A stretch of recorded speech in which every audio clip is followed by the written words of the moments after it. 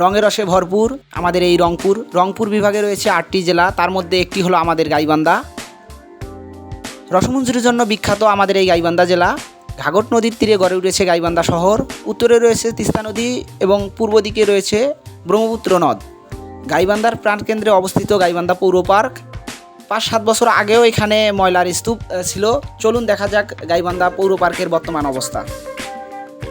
পৌর পার্কের এই পুকুরটিতে রয়েছে বিভিন্ন প্রকার মাছ। দর্শনার্থীরা এখানে ঘুরতে আসেন এবং মাছগুলোকে দেখার জন্য খাবার দিয়ে থাকেন। আমরা এখানে এসেছি কয়েকজন বন্ধু মিলে, আর সাথে আছে মিসবা, ভাগ্নি মেহেজাবিন এখন আমার সাথে আছে। আমরা একসাথেই ঘোরাঘুরি করতেছি।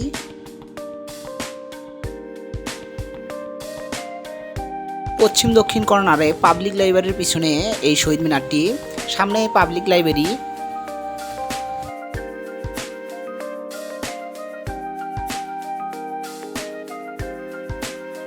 পাবলিক লাইব্রেরির সামনেই মেইন গেটটি অবস্থিত। অবশ্য চারদিকেই বড় বড় গেট আছে পার্কে প্রবেশ করার জন্য। তাছাড়া রয়েছে ছোট ছোট সিঁড়ি এবং চিলেকোঠা বসার জন্য। পশ্চিম সাইডে রয়েছে বড় সিঁড়ি, যেখানে দাঁড়িয়ে সবাই মাছ দেখে এবং আনন্দ উপভোগ করে থাকে। পার্কটিতে সবসময় মানুষের ভিড় লেগেই থাকে।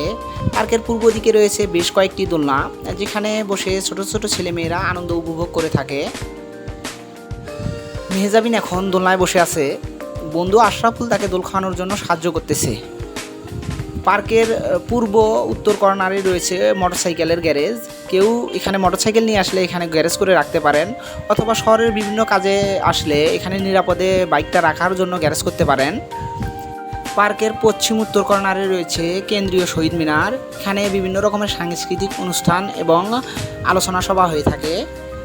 পার্কের চারিদিকে রয়েছে হরিণ, জিরাফ, বাঘ, সিংহ, হাতি ইত্যাদি পশু পাখির ভাস্কর্য।